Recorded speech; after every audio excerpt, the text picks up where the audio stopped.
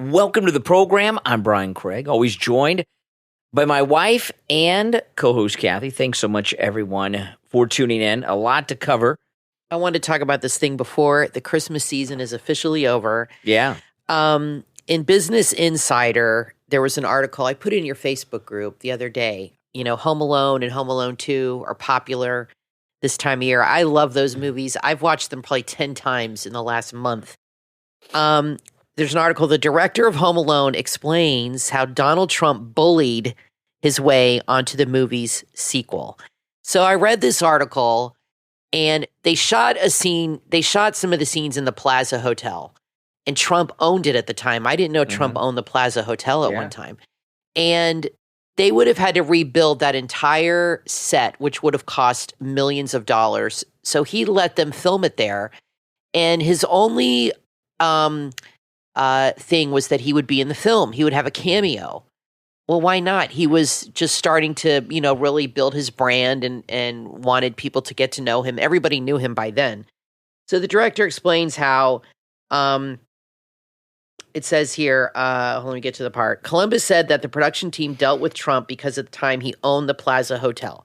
We wanted to shoot in the lobby. We couldn't rebuild the Plaza on a soundstage.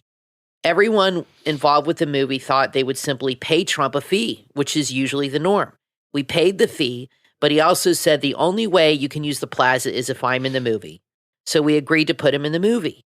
People cheered when Trump showed up on the screen. Yeah, I remember. It's a big deal. So I said to my editor, leave it in. It's a moment for the audience, but he did bully his way on.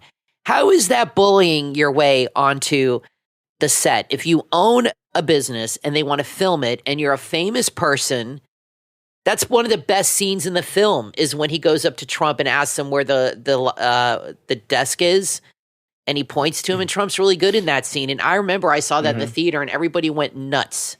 So how is that bullying onto to get in the movie when you're a famous person? I don't think that's a weird these request. Hollywood he just people, hates Trump, obviously. They have to all go on the record that they hate Trump. I was listening today to Conan O'Brien's station on Sirius satellite radio, and it wasn't Conan O'Brien. He had his old sidekick, Andy Richter, filling in. Oh, he's hilarious. And he's very funny. Andy Richter was interviewing Linda Carter. And Linda Carter, all she did was talk about how much she hates Trump and MAGA, especially ultra MAGA. And it's forever going to spoil Wonder Woman for me. I mean, it was so ugly the way she was talking about MAGA people. Not Trump as much as she was MAGA people. We hate everybody. They want this. They want that. They should all be banned. Yeah. From doing. We're just horrible. We're terrible people. Yeah. I mean, that's one of the best parts of the film. It's hilarious. It's a nice kind of moment and break from the flow of the movie, but it works because he's in New York, and it makes sense that he would see Trump, especially since he owned the hotel at the time. I'm sure he was there all the time. So it fits. It wasn't like something that didn't fit in with the story. It wasn't like some random thing.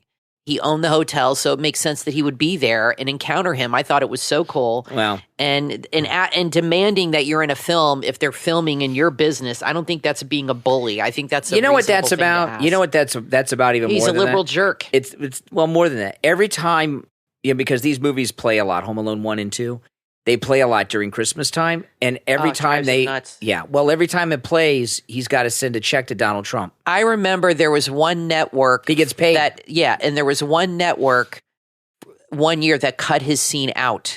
Like, I think when he was running, and then the fans, Home Alone 2? And the fans went nuts and they put it back in. I mean, that's just ridiculous. Well, now I want to get to this. Okay, so this is what the title of the podcast is alluding to with Obama and Biden. And this is absolutely amazing. Devin Nunes, who works for Trump, he runs Truth Social. He gave an interview on One American News, which is amazing that One American News is still on. It is. Kind of forgotten about One American News. It's really sad. I used to watch it all the time. During the first campaign is when I don't know if One American News was new then. I think they were pretty new, but what got me into watching One American News, this was before right side broadcasting became a big thing. One American News carried all the Trump rallies in the first campaign, no matter what. No matter if he spoke 2 sentences somewhere, One American News would cut away to President Trump saying two sentences somewhere. And that had us watching One American News 24 hours a day for the entire first campaign. But anyway, Devin Nunes was on, and he was talking about friction between Obama and Biden. And this is really amazing. I'm not going to play the audio. I'm going to read through this, and we'll talk about it as we go. This is Devin Nunes talking, okay? This is what he says. What I've said, this is Devin Nunes talking. What I've said is that I think it's highly unlikely Biden's going to be the nominee. Now, this is incredibly significant because Devin Nunes is a Washington insider, and he's also in Trump's inner circle. So when Devin Nunes says he doesn't think that it's likely that Biden's going to be the Democrat nominee, you can take that to the bank. That's a very credible statement. And my guess would be, this would be my guess right now, and I know this has been guessed before long ago, but some things have happened recently that make it more likely. If it's not Biden, I think it's going to be Gavin Newsom. Gavin Newsom came out against that Michigan ruling about Trump not being on the ballot, which has since been overturned again by a higher court. But anyway, Gavin Newsom would be the favorite for the Democrats to pick. You're going to say I'm nuts. I think it's going to be Michelle Obama. I think they're going to convince her to do it. Okay. They're going to convince her to do it. Well, let me get back to no way Newsom. He'll never win. He doesn't have it. None of them will, but no way. He's too nuts. Yeah, Devin Nunes says it's unlikely Biden's going to be the nominee.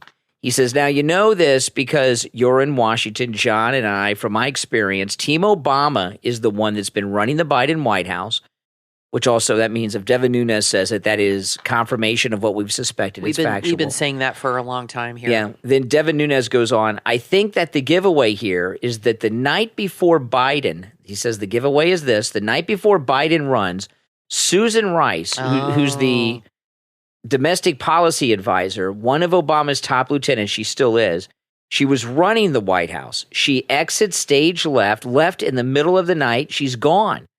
Devin Nunes says, that tells me that clearly she was not on board for another Biden administration. I think what they were trying to do is cut a deal for Hunter with the gun charge.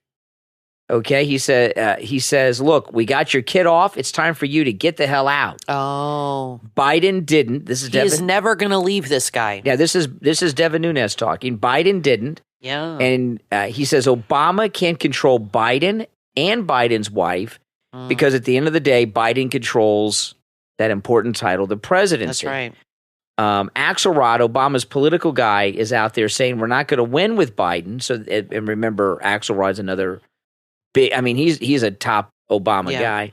So that's a clear sign they want Biden out. The polls clearly show it. I think they would have preferred. It goes on and on. But what's going on here, according to Devin Nunes, is Biden was being controlled by the Obama people. Right. He and Jill have taken charge. Of course. Biden cannot be controlled by any of them. He was not supposed to run for re-election. He's defied Obama.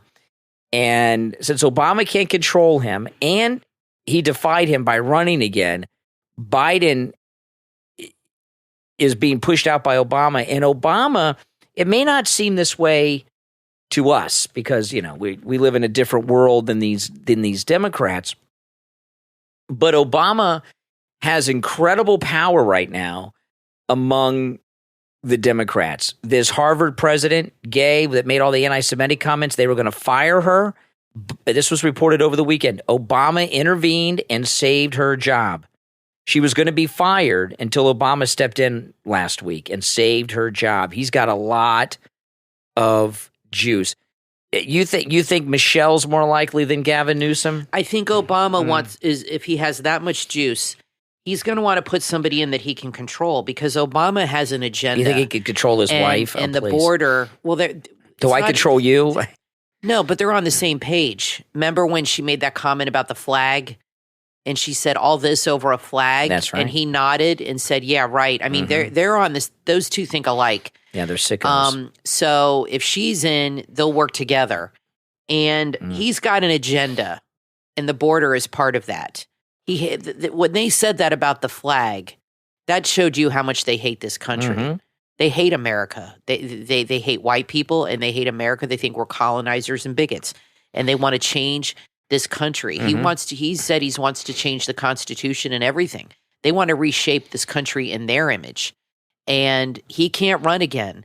So he needs somebody that's a puppet. And Biden, obviously, like you said, I think his wife is telling them to go screw themselves and saying, you're not going to be in charge anymore or do anything, and cutting them all loose. So he's going to want somebody in there he can either control or somebody that's going to think like him and continue with his agenda. So I think he's behind a lot of this stuff going on. And it might be nuts, but I think his wife's going to run. I'm telling you, I don't think they have any other option. It's their Hail Mary, and I think she's their only hope of keeping control. I don't think she could win, but she would definitely be the top person to challenge Trump, in my opinion. That would definitely make it tougher for him. Well, because all of the Democrats and women and minorities would all rally behind her. Maybe. I mean, that would be a smart move if they could do it. Well, I would say you may be right. I still think they might convince her. I think Gavin Newsom, nobody likes him. He's a nutcase. I think he's the favorite over her, but it could be either one of them. You're right. They're planning something. Now, if you'd like to support the show, great way to do that is to become a Patreon supporter. And if you're a Patreon supporter, you also have access to commercial-free editions of each and every podcast episode, okay? You get commercial-free editions of all the podcast episodes. If you're a top Patreon supporter, not only do you get a live on-air thank you shout-out, but your name is listed in the description of every YouTube video I do and every podcast episode, okay? So if you're a top Patreon supporter, you get that benefit. I'm going to thank our top Patreon supporters now. I want to thank Andrew and Connie, Christine, ETW, Chuck, D, Pamela, Rick, Nick, Wesley, Macho, Mike P, Carlos, Paulette, John, ActicFox, Heather, David, Richard, and Maria from Texas. And we have some new Patreon supporters that have joined us over the last few days and over the weekend. And we have some new top Patreon supporters that we're going to add to our top Patreon live on-air shout-out list. And your names will also be listed in all of the YouTube videos and podcast episodes since you're top Patreon supporters. And that is Alice, K-Mac, and LeeZep. These are our new top Patreon supporters. Thank you so much, all of you, for your support. And somebody emailed me today on how to get the commercial-free podcasts. And I said, if you become a Patreon, you get commercial-free podcasts, and Brian uploads them, as soon as we're done. So you get to listen before anybody else, usually as well, before it goes on YouTube or anything like that. That's right. So you get the show early, commercial-free, and that's a perk. And also, we share private photos. I just put up a picture of our daughter in Los Angeles and give updates on our life and what's going on. You can message us and have a little conversation. We also have a chat that goes on in there all the time. So there's a lot of great perks. And you can just be a patron with any amount you want. It could be $1 or higher, anything, and you get those perks. So think about that. It's a good way to support us and the show. Yeah, and there's a link in the description to our Patreon page if you would like to do that. All right, so ABC News is reporting that the Michigan Supreme Court tossed an appeal from the left-wing Free Speech for the People group, which was moving to bar Trump from the ballot in Michigan. So the state's highest court in Michigan overruled that. So this thing of him being off the ballot in Michigan, that's over. Good. It's not constitutional. It doesn't mean they're not going to still try it.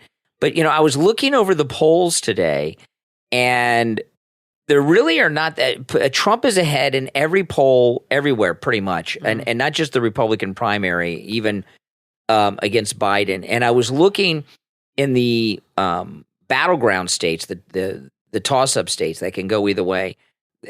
The one state that we really got to really focus in on more than any of them is Pennsylvania. Trump's doing well in Pennsylvania. He's favored to win Pennsylvania. but that's the one where there's got to be a lot of focus in Pennsylvania. That's going to, and I think you'll probably find when we get into the campaign, once we get through the primary and Trump has the nomination, he's going to start campaigning around the country, and you're going to know real quick what his internal polls are telling him where he needs to spend the most time, because that's where he's going to have the most events. And I think in this campaign, he's not going to do the mini rallies. I think he's going to do more like he has been doing in more of a grassroots, Iowa, smaller groups. Yeah, it's a grassroots. And I know what people are saying. He's doing smaller groups because he can't fill arenas anymore. That's not true. He's doing smaller groups because he has some old-time professional people advising him. They can, and they advise him. I think it's effective. When he does these smaller venues, he comes in closer contact with the voters, and more people get up. If they don't meet him, they feel like they did because they're like in the same room with him. Right. So I think he'll do more events, and they're going to be smaller so he can have more contact with people. More intimate. Yeah. Yeah. And that's much more effective. And his first two campaigns, he ran it very similarly with the big rallies and this. And you're right, he's got a different strategy this time, and I don't think there's anything wrong with that. No, it's pretty good. I think it's really actually good a smart. He's made a lot of smart moves.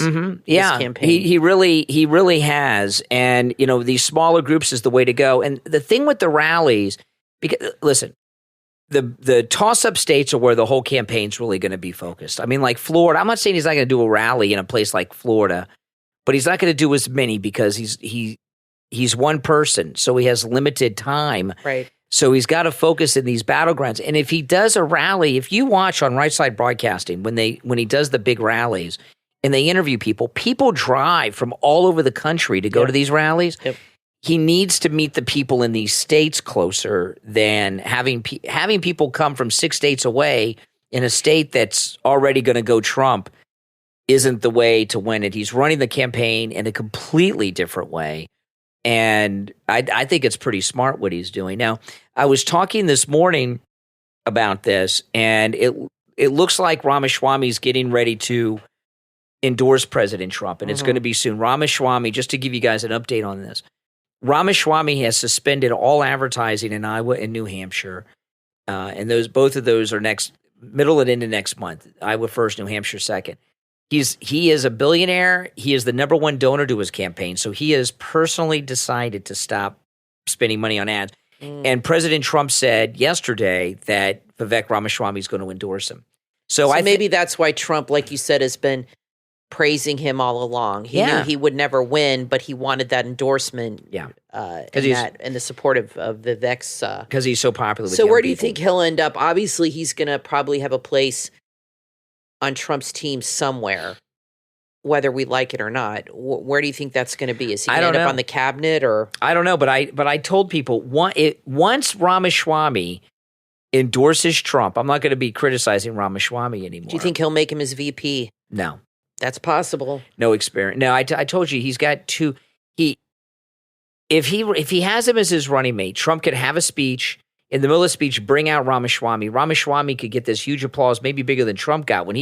You don't want somebody as your running mate who's going to get huge. You got to have somebody who's more not as popular. You can't have somebody that popular as your VP. It overshadows you. Yeah. But who knows? Who knows what Trump's going to do? He's very charismatic for sure. Mm-hmm. Yeah, who knows what Trump's going to do?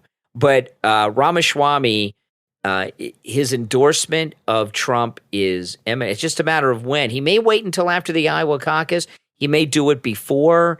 Who knows? But it's definitely coming. All right, now listen, we're going to take a quick break. There's a lot more to talk about. We've just scratched the surface. Don't go anywhere. I'm Brian, always joined by my wife and co-host Kathy. We will be back right after this. Parents and grandparents, are you looking for a toy that your children will love, that'll spark their curiosity and make them laugh? Then order the Sensing Crawling Crab from CrabbyPlay.com, where every crawl creates a symphony of smiles. The Sensing Crawling Crab is a toy that'll become your child's magical companion, bringing innovation and joy to their playtime. Watch as your child's eyes sparkle with wonder as this adorable crab explores, dances, and entertains. You'll see your child laugh and chase after the crawling crab, crab. It'll give them an endless source of fun and discovery. With its adorable crawling action, this crab is cute and encourages your child to engage in playful pursuit, mesmerizing them with its charming movements. It'll stimulate your child's curiosity and cognitive development. Your child will learn cause and effect, all while having fun. The sensing crawling crab has enchanting melodies and dancing movements that create a whimsical atmosphere that adds more fun to your child's adventures. It has a built-in sensing device that navigates and avoids obstacles, providing uninterrupted fun. Visit CrabbyPlay.com, CRABI, and bring home the sensing crawling crab and let the magic of Krabby Play turn playtime into a lifetime of delightful memories. CrabbyPlay.com. From single mother of sons and author Donita Chanel comes the heartwarming memoir Raising Humans, a journey through the life of a single mom raising men, available on Amazon. Author Donita Chanel opens the doors of her life, sharing the joys and challenges of raising two sons on her own. With honesty, humor, and heart, she takes you through the ups and downs, the laughter and the tears of her unique journey. Despite believing in the value of a two-parent household, she shows how a single mother can raise honest, thoughtful, successful, and well-rounded men. Raising Humans is an empowering guide and a testament to the strength and resilience of a mother's love. Author Donita Chanel's approach focuses on humanity over gender, imparting wisdom that not only shaped her sons, but continue to inspire others. Raising Humans is a must-read for single mothers everywhere. It's a celebration of the triumphs and the trials in raising the next generation of men. Available right now on Amazon and Kindle and audiobook. Order your copy of Raising Humans, a journey through the life of a single mom raising men, and join the journey of love, laughter, and life lessons. Raising Humans from author Donita Chanel on Amazon. Looking for a new podcast to add to your playlist? Then check out Diary of a Bald Man with host Alan Wooford. Diary of a Bald Man is a podcast where no topic is too tough, too personal, or too real. You'll hear powerful stories of veterans, law enforcement officers, firefighters and EMTs, and more. These are the voices of resilience, courage, and hope. Alan Wooford started Diary of a Bald Man 2 years ago when he was dealing with PTSD and seeking to open up conversations on difficult topics. Diary of a Bald Man explores life beyond public service, transitioning to civilian life, mental health challenges like PTSD, ADHD, and bipolar disorder, as well as crisis intervention and many more. Diary of a Bald Man is a journey through the highs and lows of life, embracing the importance of family time and self-care. Named a top 10 podcast in society and culture at the People's Choice Podcast Awards, Diary of a Bald Man is about overcoming, understanding, and growing. Diary of a Bald Man with host Alan Wooford is available on Spotify, Apple Podcast, and all podcast platforms. Tune in and be a part of the conversation that's changing lives. Diary of a Bald Man, where every episode is a step towards healing and understanding. Add Diary of a Bald Man to your podcast playlist right now. Get ready to smile wide and laugh out loud with Truth Be Told, a hilarious collection of short stories from the life of an ex-dental nurse. Author Gabriella Aiden, available on Amazon. In Truth Be Told, see the world of dentistry like you never have before. From eccentric patients to the daily antics of a dental clinic, each story is filled with humor and wit. You'll experience the comical side of dentistry as you take a journey that's filled with laughter, mishaps, and the occasional cringe. Author Gabriella Aiden brings to life the colorful characters and absurd situations with her masterful storytelling. Truth Be Told is filled with adventures that are sure to leave you chuckling and nodding in recognition, because sometimes, truth be told, life in a dental clinic is stranger than fiction. Truth Be Told, short stories from an ex-dental nurse, is perfect for dental professionals, patients, or simply those who love a good laugh. Truth Be Told, short stories from an ex-dental nurse, from author Gabriella Aiden, available on Amazon. You are listening to the Brian Craig Show podcast, broadcasting from sunny South Florida. Brian is joined by his wife and co-host, Kathy. Follow Brian on social media at BrianCraigShow.com. And now, Brian and Kathy. Welcome back, everyone. I'm Brian, always joined by my wife and co-host, Kathy. Okay, so Mayorkas had a press conference. Listen to this, just a short clip. I want to be very clear. Our borders are not open. I mean, are you kidding me? It's ridiculous. You know, they've had... He's just a liar. They've had over 60,000 illegals cross the border like since the Christmas weekend. What they do in their mind is they redefine what open means. Like it matters what is. Remember when Clinton said that? Mm-hmm. They redefine in their mind what a word means. So open to him might mean something different than what it means to the rest of us. That's how he rationalizes it in his mind. You know what I mean? Yeah. They change the meaning of that word Mm-hmm. to rationalize it in their. And he says that with a straight face. It's insane. It's completely open. Yeah, it's insane. That's The border's why completely Biden open. is doing so bad, because Big they're reason. they're just flat out Mhm. lying to people. Yeah. And it's insulting and it's condescending, and we're not stupid. I mean, we see what's happening. We're not blind, and it's. Mm-hmm. I don't understand it, but he's been saying that all along. Now, I saw this poll today, and I hope this is not true, but it probably is true. Listen to this. 1 in 5 young Americans, I saw that's this. Gen Z, right? Yep. 1 in 5 young Americans has a positive view of Osama bin Laden. It's crazy.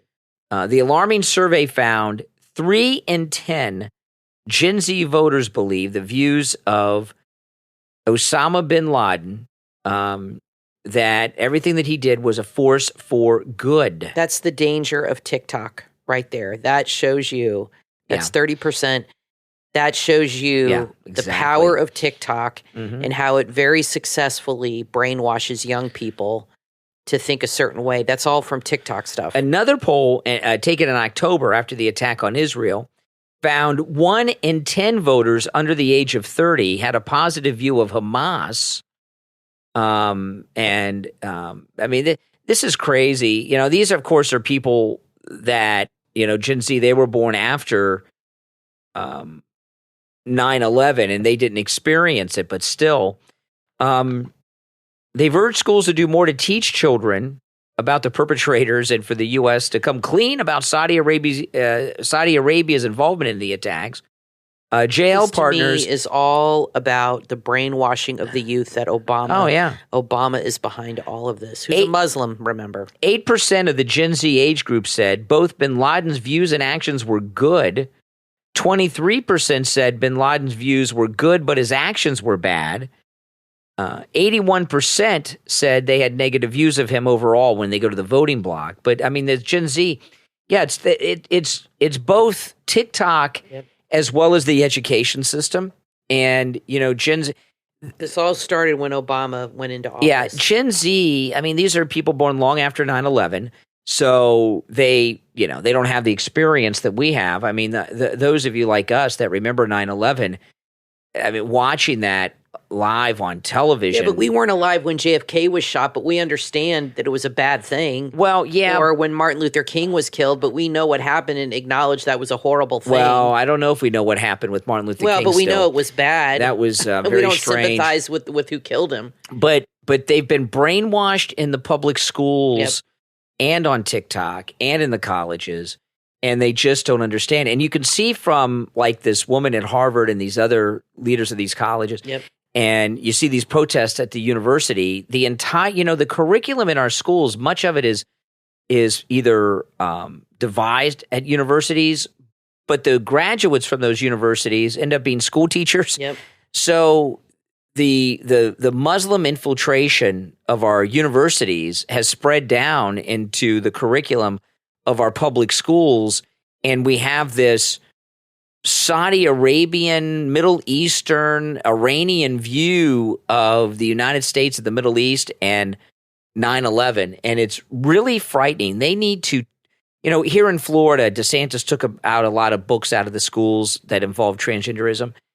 There needs to be a major purge of curriculum, books, and teachers in America's public school systems. Well, that's what they're trying to do with Moms of Liberty, and look what they're doing to them. Yeah, because what's going on in the schools today is, it's really bad. And so far as TikTok, if TikTok were banned today, there would just be another app that China would come out with and do the same thing.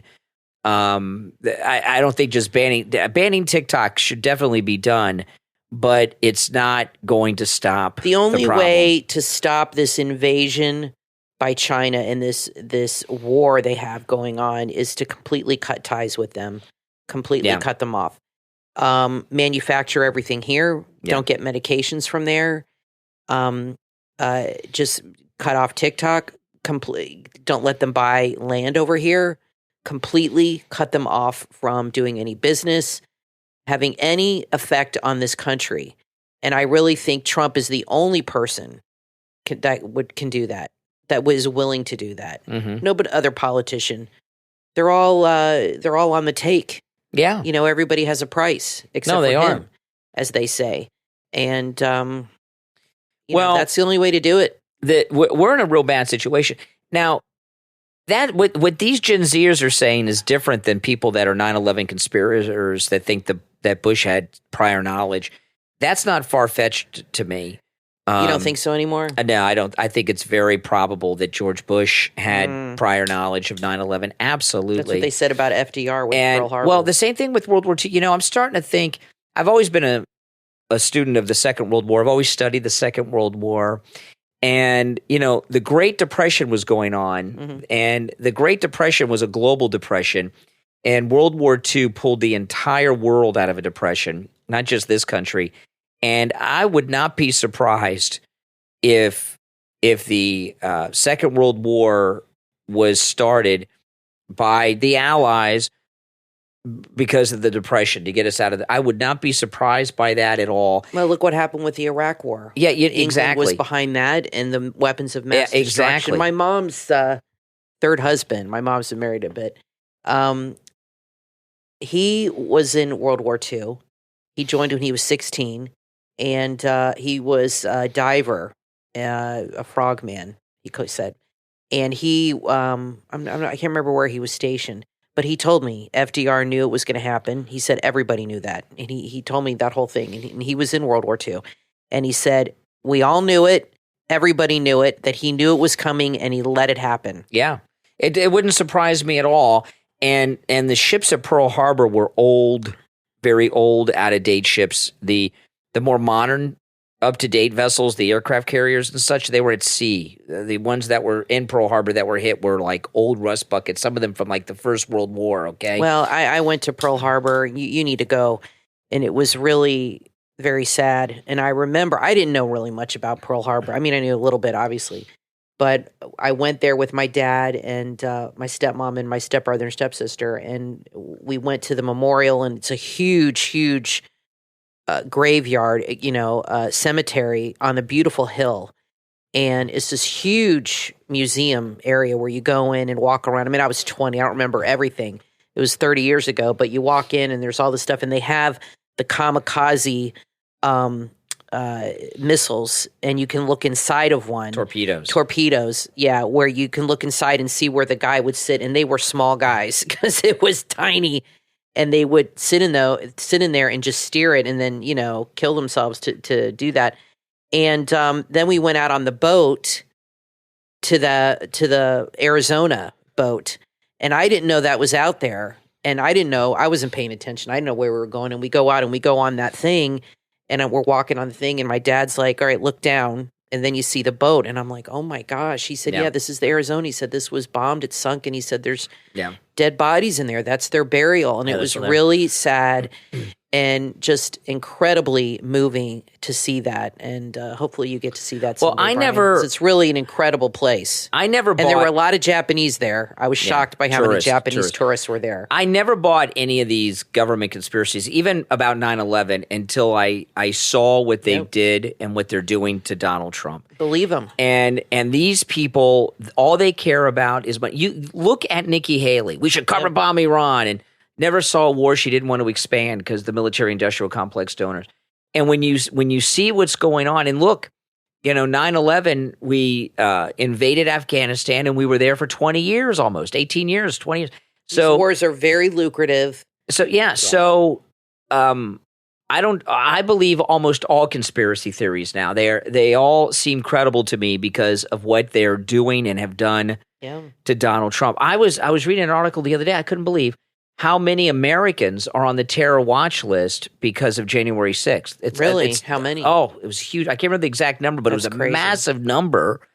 And, because it shows you that the bureaucracy, the government view the enemy of this country as the American people. Sure. They think the American people are the enemy. Well, if you're MAGA, if you don't agree with the Democrats, you're an enemy. Well, that's the majority of the regular people in this country love Trump. It's like when I was listening to this interview with Linda Carter. It sounds so stupid, Linda Carter, but I always like Linda. Everybody, come on, every guy my age liked Linda Carter growing up. From Wonder Woman.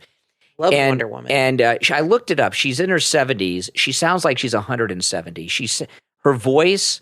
She sounds like a witch. Is what she sounds like. Her voice. She sounds like a witch. She must have been a smoker. Her voice. Usually, that's what alters the voice. Her voice sounds like a witch, like in Snow White or something. I mean, she sounds awful. But the anger that she has towards, she called it MAGA Republicans and ultra MAGA Republicans. The anger in her voice, it's just, it's like venom. I mean, she's just, and that's how leftists are. I was watching a guy in Tampa Bay, Florida on YouTube this morning, and I can't remember his name, but we talked about him before. He's the guy, he's Hispanic, he's a Trump guy, and he was at a drive-through, and a white guy was yelling at him about his Trump stickers on his car, and he said, "Oh, thank you, white savior," and all that. Remember that guy? Oh, yeah, that was hilarious. He went out on Tampa Bay in this area, and he put up all these Trump flags along the water, and he was out there filming, and people were coming by making comments to them, and they were just, and this is in Florida, which is solid red Trump country, and people were just saying nasty, rude things. You want to live under a dictator? That was their big thing. You want to live in a dictatorship? You want a dictator as president? Liberals are, the thing about they're just believing the media lies. Well, the thing about liberals think they're smarter than us. They think they're enlightened, and they're so stupid. All they do is regurgitate talking points that they hear from MSNBC, from Rachel Maddow or something. Because whenever you ask them to give examples, they never can. Exactly. And they just regurgitate these meaningless talking points. But the left, I believe, all these conspiracy theories. It's amazing to me that liberal voters are not on the side of Trump, because liberal voters, I'm not talking about the powers that be, I'm talking about vote regular people like us, but Democrats voters. They have never trusted government. They always talk about the donors having too much influence. This is what Bernie Sanders talks about: corporate influence over government, which are the donors. Remember this thing where, corporations aren't people and shouldn't be able to donate? They're against big business having too much role and too much power over government. Donald Trump stands up against all of that, and they hate him, and so much. Well, that's the problem. He is honest, and he represents the people, and he has an American first agenda. And they all have the opposite agenda. They all want to enrich themselves, but they're just so corrupted. They just don't even see it. Regular Democrat voters, like Bernie Sanders supporters, okay? Donald Trump says a lot of the things Bernie Sanders does about corporations and things like this, and he's right. And they don't see it because he's got that R next to his name on the ballot. They can't see straight, okay? That's that.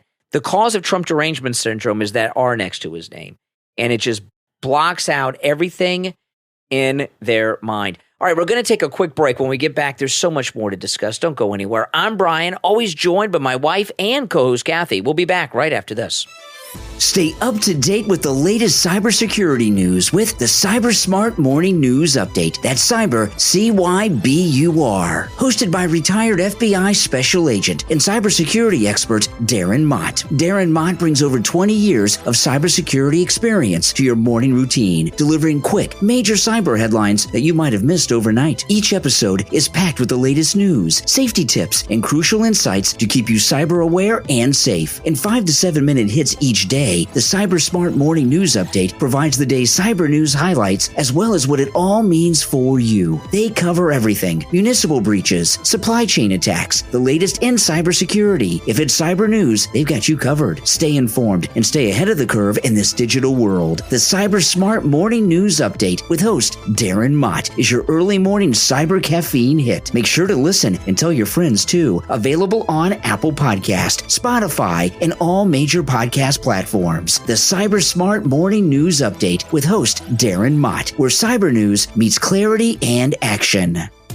Are you looking for the perfect blend of style and functionality? Then start shopping right now at The Modest Marketplace on Etsy. The Modest Marketplace on Etsy is a treasure trove of trendy mugs, sleek phone cases, stylish notebooks, planners, eye-catching posters, stickers, and must-have clothing. They have something to suit every style. Whether you're refreshing your wardrobe or accessorizing your gadgets, The Modest Marketplace on Etsy has something for everyone. You'll find great gifts too. Find the shop online at themodestmarketplace.store.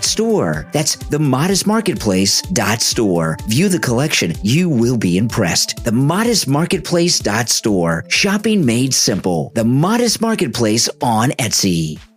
Enter a world where the unbelievable becomes reality. Award-winning film producer, director, and best-selling author Ray Griggs invites you to Tales Stranger Than Fiction, a premium audio podcast series like no other. When you add Tales Stranger Than Fiction to your playlist, you'll experience stories crafted in stunning 5.1 surround sound, immersing you in every suspenseful moment. Guided by Ray Griggs and set to the soul-stirring compositions of Max DiCarlo, this series brings narratives to life with an exceptional cast of voice talents. Inspired by iconic series like Suspense, Outer Limits, and Twilight Zone, Tales Stranger Than Fiction isn't just a podcast, it's an expedition to the edges of imagination and a ticket to alternate dimensions. Available on Spotify, Apple Podcasts, iHeartRadio, and wherever you get your podcast. Tales Stranger Than Fiction, where every episode is a journey beyond belief.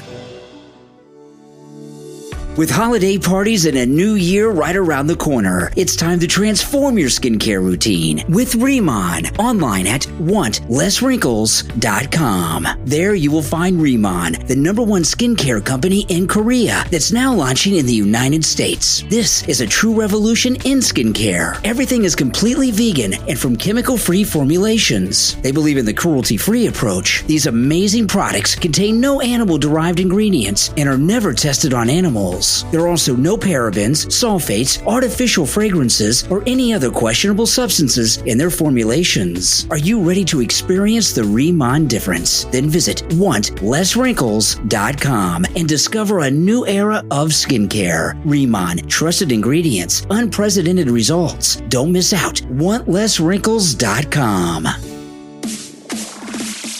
You are listening to The Brian Craig Show podcast, broadcasting from sunny South Florida. Brian is joined by his wife and co-host, Kathy. Follow Brian on social media at briancraigshow.com. And now, Brian and Kathy. Welcome back, everyone. I'm Brian, always joined by my wife and co-host, Kathy. Jack Smith, he went to Judge Chunkin today with a 20-page filing, and he asked the judge to order Trump and his attorneys to not be allowed to raise what he describes as irrelevant political issues or arguments in front of the jury, including that the prosecution against him is vindictive and selective or was coordinated by Joe Biden. What? I mean, what's he? Of course, all those things are true. Well, that's why he doesn't want him to say it. So that's like a big part of the defense. He doesn't want it on the record. He doesn't want them to be, because he knows it's going to go probably to a higher court, so they don't want that on the record. Well, they're going to have a D.C. jury, which none of us are going to be able to see because, and the reason I'm not going to see it because in federal court there were no cameras, which is unfortunate. But this guy Jack Smith, I mean, he just keeps going to judges to try to restrict Trump more and more all the time. Yeah, I think that'll backfire. Yeah. So we had this happening at home with your new cross, and This is crazy. You know, I was talking about this morning on the morning live stream because I wanted people to go and look at this. Yeah. Because I've heard stories like this from people my whole life, but I've never seen anything like this. I know. And, well, you want to tell people what happened, and then we'll talk about it a little bit. Well, my mom got me, the last time I wore a cross, I was in college. I had a beautiful gold cross that was like 3 inches long. It was just gorgeous. And I had it when Brian and I first got married. And then my grandma died in 97. And when she was in the casket, we, had an open casket. We got to say goodbye to her. And I just at the last moment, I took my cross off and I put it on my grandma before they put her in the crypt. And that's something I wanted to do. And I'm glad I did it. Because I thought, we all put pictures and mementos in her casket. And I was like, I want something religious in here. And then I had a medical pump and a catheter in my chest for 27 years. So I didn't wear necklaces anymore because they would get tangled with the catheter. So I just got my catheter removed a couple months ago or 6 weeks ago. So I told my mom I'd really like a new cross for Christmas. So she got me a 24 karat gold cross, and it's plain. I said, just give me something plain, nothing on it, just very plain, nothing beveled or anything. It's solid, plain. That's it. Gold, no decoration, nothing. So I took a picture of it the other night, Christmas Eve or Christmas night, to send to my daughter, who wasn't here. She'll be here in a couple weeks. And Brian put the pictures on his YouTube community section. You have to see it. There's a picture of the regular cross, how it looks normally, and then the picture I took to send to Emily. And when you look at the picture that I sent Emily, there's an image of Jesus on that cross, hanging on the cross. Absolutely, there is. It freaked me out. I saw the picture, and I'm like, okay, I'm just hallucinating, or this is just the lighting. Then I sent it to my mom and my stepdad, and my mom calls me. She said, Jesus is on that cross. And I said, I thought so, but I'm like, am I going nuts here? She said, no, you can see his arms, his legs. You can even see his ribs and his face. And it's true. And if you zoom in, you can see the face. And I've been going through a tough time medically. It's getting better, but it's been a rough 3 months. And I've had a lot of rough days. And to me, that's a miracle. And that's like just reminding me of something I already know, that Jesus is with me. He's helping me through this. And it was so humbling. And I just started crying. I'm starting to cry now. But to me, I put it on my Facebook, and Brian put it in the community section. You have to see it for yourself. And I showed Brian, and I'm like, what do you see in this picture? And I zoomed in. He says, oh my gosh. And I said, is that not a image of Jesus on the cross? This is a plain cross with no crucifix or anything. So go look at that in the community section, leave a comment. But to me, that's like a Christmas miracle. It blew my mind. I keep looking at it like, is this crazy? And no, you can see it. It's like when people have images of Mary on certain things. This is no mistaking this. This is not an optical illusion or anything. You can see a face with eyes and a mouth. You could see the arms, 2 legs, and the torso with ribs hanging on this cross. It is, to me, a sign. And if you think I'm nuts, that's fine. But I know what I'm looking at, and see for yourself and judge for yourself. But it is absolutely incredible to me. Yeah, it blew my mind. I put the picture of the that you're talking about, where you can see Jesus, and it's amazing. And I put next to it a picture of the cross just on a table here at home, and share it if you can. Share it. It's on my YouTube community page. So those of you that subscribe to my YouTube channel, which you all should subscribe to, Brian Craig Show on YouTube, you can see it there. And I wasn't going to you showed it to me yesterday, and you put it on your Facebook page, but I wasn't going to put it up. And then I saw it this morning before I went on the air, and I said, you know what, I'm going to post this and show it to people. And I was a little reluctant to do it because, I mean, it's just, I'm looking at it now. It's just, the face just gets me. Yeah. I mean, it's just blowing my mind. Oh yeah. I was a little reluctant to do it because, you get all of these anti-religious people, and they just say terrible things about it. And when I looked at the picture again, I was like, no, I gotta share this with people. Yeah, you got to share it. And I put it up there. So you guys go and check that out, and you can leave comments about it. and share your thoughts. And the comments have been overwhelmingly positive. I've never had anything like that happen to me. I mean, I've had moments where I know God is with me. I've had a lot of scary moments in my life, as a lot of us have. And I've had moments where I know God is involved he's always involved in our lives and lives in us. And if you're a believer, he lives in you. The Holy Spirit lives in you. And I've had moments where I know God is working in my life.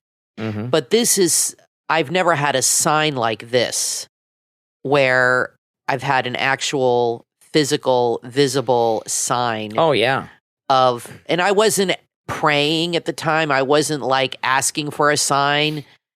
I wasn't doing anything like that. I just took a picture to send to Emily. I had a bad day. I've been having some bad days. It's getting a little better. And that happened. And it just is amazing to me. It's just humbling. Yeah, humbling. So go check that out and then leave your comments about it, because it blew me away. When I came home yesterday morning, you showed me the picture. I was like, oh my God, I've never seen anything like this before. You know, yeah. It's really amazing. Yeah, it is. One person said, oh, it's the way it's shaped with the light. No, it is. It's completely flat.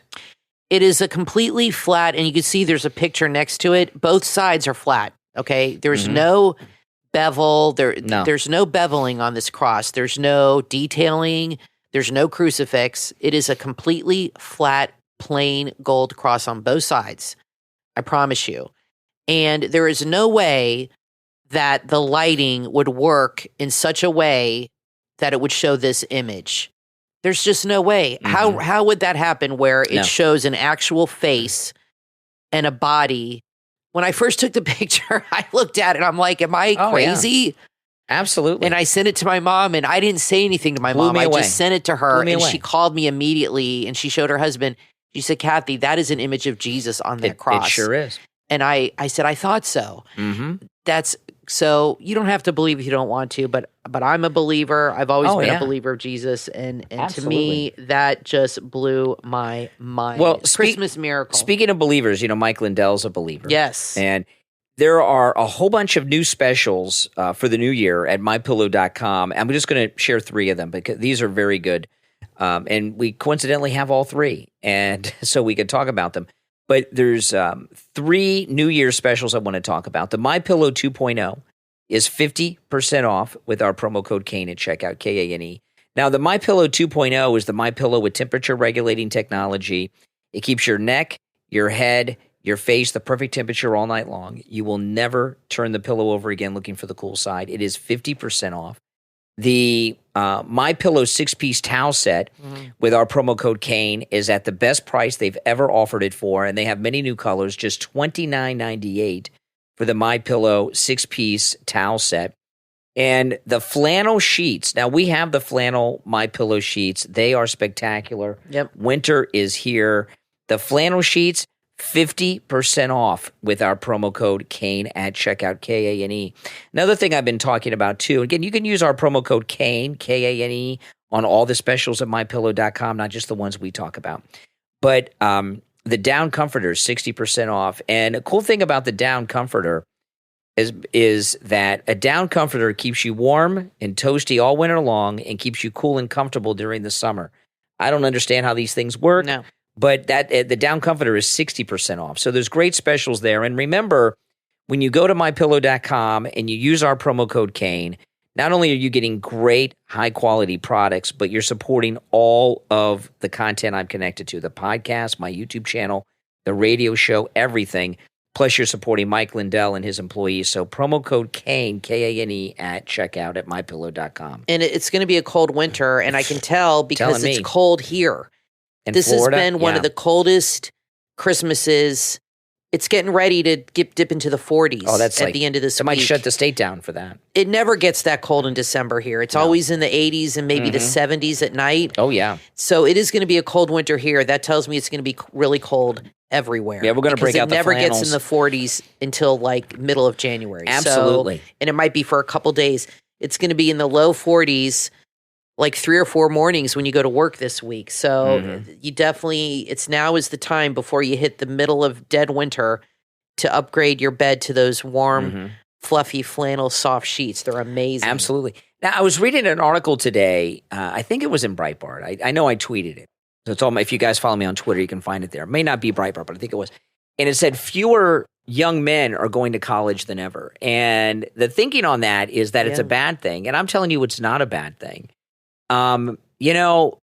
It's the cost of college, the debt. It's not worth it. Well, going to college, 99% of people who go to college don't earn a degree in anything that's practical. If you're going to college to be a doctor, a dentist, a lawyer, if you get like an that, advanced degree, then you have to. You're learning a skill, right? But if you go to college like most people do, you end up doing things that have nothing to do with usually your degree. Now, my degree, I have a double major in history and education. I'm not a historian and I'm not a school teacher, and I have a degree in art history. Yeah, and Steve Kane has 2 master's degrees. One of them's in they both involve film because he went to like film school.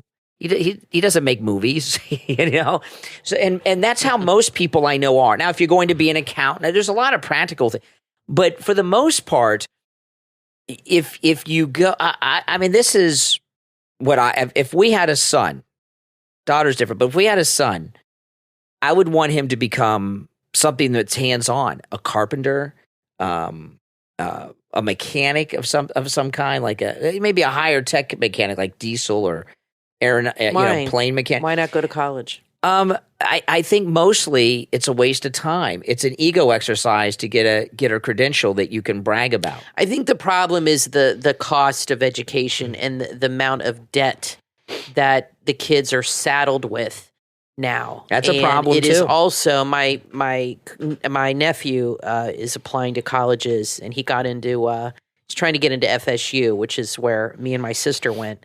This is my sister's kid. And he's getting ready to go to college next year. And he's gotten into all of his schools. He's waiting on FSU. That's where he wants to go.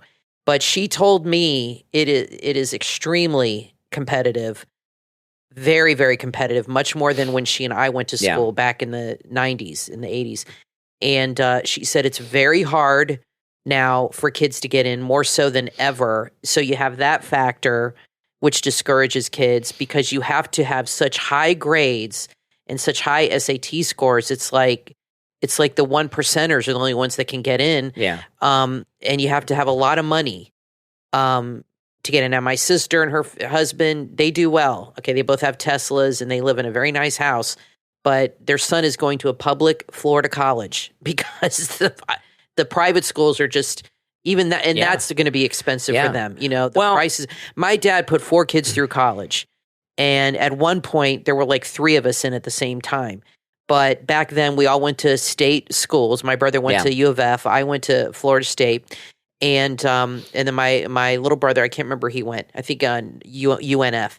But it wasn't cheap, but it was affordable. My dad could manage it. So I had no debt. My dad paid for my college. But nowadays, it is really hard for people that even make good money to afford some of these even public schools. So you have the factor of the money and how hard it is to get in, how competitive. Those two things discourage a lot of kids from going to college these days. Well, going to college for most people is a waste of time and a waste of money for most people that go. And I don't agree with you on that. I went to college as an adult, and the reason I went to college is because I've always worked in broadcasting. I've always worked in media and things like this. And I did before the internet, right? Before we had this new media that we have now. And it's a very insecure profession to be in, broadcasting, prior to now. Because now, we have our own business here with our podcast and all this stuff, and all my media that I do. But back then, I didn't, because we didn't have the new technology for the new media we have now. So I was like, well, what am I going to do if I'm not on the radio anymore? What am I going to do? Well, I know what I'll do. I'll live stream and do podcasting and such. But back then, I didn't know. So I said, you know what? I better go to college. And I got a degree so that I could be a school teacher in case that ever happened. And then this stuff happened that we're doing now, and I didn't have to. I did it as a crutch. You would have hated as teaching. A fallback on. Oh my goodness, you would have hated it. It's your babysitting. But I don't agree with you on that. I don't think education is ever a waste. Yeah. And I am glad for my No. education. There's other kinds of education. No, Kathy. I agree, but I wouldn't discourage somebody from going, but it's so hard these days. It's like it's useless. I mean, if you go to I don't think it's useless. If you go to your local mall, you'll go to the clothing, the stores in the mall, half the people that work in them have college degrees. Yeah, but that doesn't mean they're going to be there forever. I mean, I knew a lot Starbucks, of girls. Same thing. Yeah, but when I got out of college, a lot of my friends got jobs like that because it took time to find something, or they had to go to graduate school to get a better job. But a lot of my friends worked in clothing stores at the Gap or at the mall, or I worked at the mall for a while, or places like that. And it's hard to find a job right out of school. So that takes time. Kathy, so that's not totally unusual. Part of it is, even when we were that age, you went to college much earlier in life than I did, but back in that time, how many years ago we're talking about when we graduated high school? I graduated in 88. Okay, so how many years ago was that? 20 like 35. 35 years ago. So, and I graduated in 89. So you and I graduated high school like 35 years ago, right? 34, 35 years ago. Kathy's a year older than me.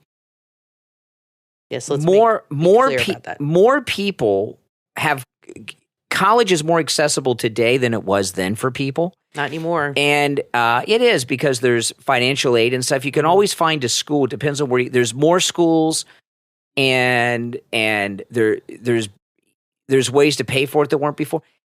Prior to this current era we're in, going to college, it wasn't as easy to find a school to get in. There weren't as many, and to pay for it. And having a college degree used to be much more rarer than it is now. Now there's too many people with college degrees now. It's like a high school diploma.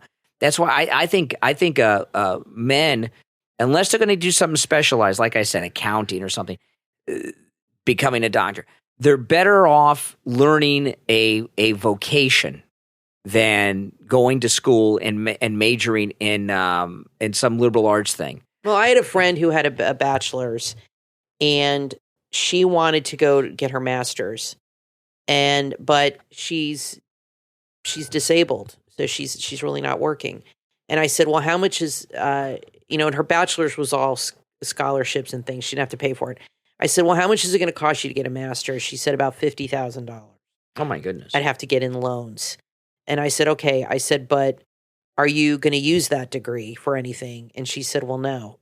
I said, well, then why go? Yeah. And I think, when you're young, you don't always know what you're going to do. You're 18, 19, how many people are in like you said, in the career that they went to school for? Not many. And you change your mind and things like that. So I think for young people, my advice, since colleges are so hard to get into, unless you're like in the top 1% and you have zero problem getting in, and unless your parents can really help you, I would not saddle yourself with massive debt, $50,000 to $150,000 right now. I would take a few years and work. Wait till you get a little older. If you're able to do that, live at home, or if you can get an apartment or whatever, work for a while and figure out what you want to do. I mean, you can always go to college like you went later in life. I know people that went in their 30s and 40s. And when Kathy, I was at FSU, there were people in my major that were in their 60s. Another thing about college, look what you're seeing. College is a place hardcore for just liberal indoctrination. That's another problem. Not learning. So I think it's a good thing that fewer boys are going off to college and they're finding other things. As long as they're working and not being lazy and playing video games all day and living at home, as long as they get a job, get a career where they can earn a living and contribute to society, especially if they're men, I think that's I think that's a good thing. I think that's a good thing. Learn a skill. But maybe don't, kids have so much pressure because their friends are going off to school. And I get it. You want to go off to college and have that experience. I mean, it was a great experience for me. And I understand that, but don't have to rush into it. Don't get into debt to send your kids to college so they can learn to be liberal, anti-American activists. Oh, exactly. Well, listen, we're out of time for today. We will be back next time. I'm Brian Craig, always joined by my wife and co-host Kathy. We will Talk to you